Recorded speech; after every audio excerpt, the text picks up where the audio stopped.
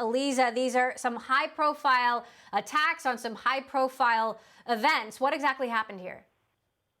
Today, the U.S. Justice Department announced that they were unsealing an indictment that dealt with attacks between 2015 and 2019. They were carried out allegedly by members of Russia's military intelligence unit, both current and former.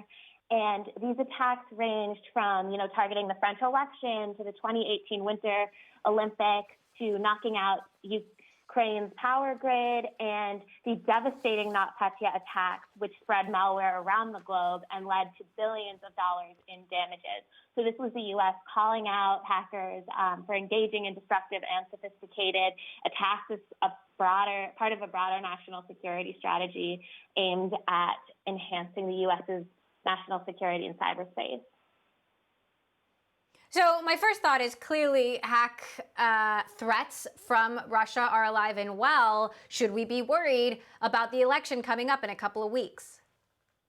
Speaking today to the press, the Department of Justice's national security lead said that this exact indictment wasn't particularly intended to send Russia a message about the election. He said, based on the evidence that he has, the U.S. should be assured that there will be an election where the vote count has integrity and Americans should be able to trust that their votes will be counted as cast.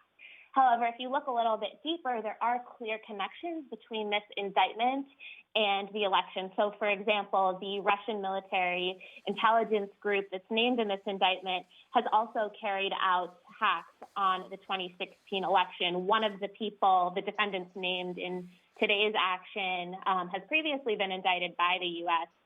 In part of the indictments related to the 2016 hack. And the other thing is that recently we heard from Microsoft that attackers that are associated with this military intelligence unit were caught sending phishing emails to political targets related to the election. So these charges aren't exactly about the election, but security types are definitely scanning them for details about what Russia could be up to, trying to understand Russia's tactics, anticipate what we can see and expect to see in the coming weeks.